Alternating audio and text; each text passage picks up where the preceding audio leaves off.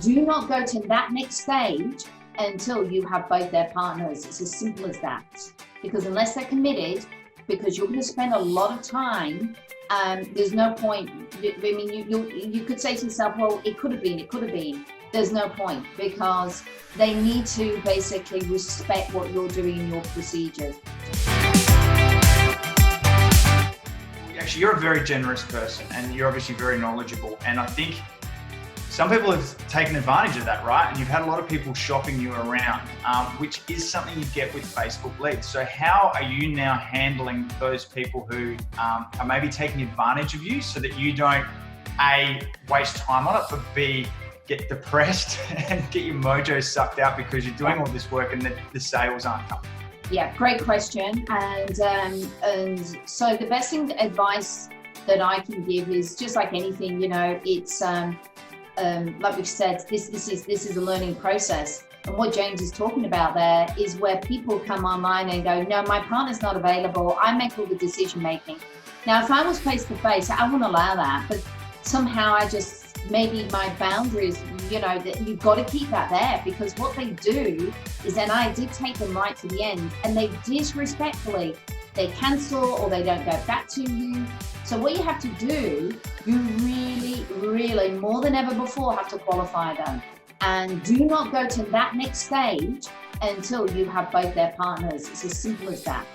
Because unless they're committed, because you're going to spend a lot of time, there's no point. I mean, you could say to yourself, well, it could have been. There's no point, because they need to basically respect what you're doing in your procedures. Just like you were going to a professional, you know, I'm actually doing some, every year I go and see a professor, and I'm doing some scans in just before I see him.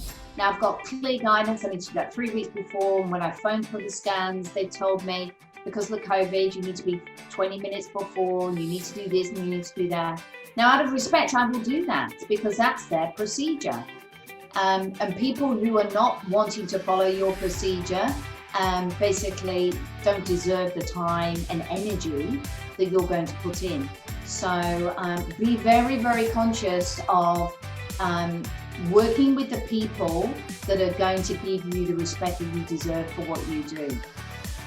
Yeah. And I think you're not afraid to ask the hard questions and be quite direct, to call people out who maybe are shopping you around, and rather than just be nice and not ask a tough question, you're becoming more direct, which I think is helping you get better results and stop the time wasting.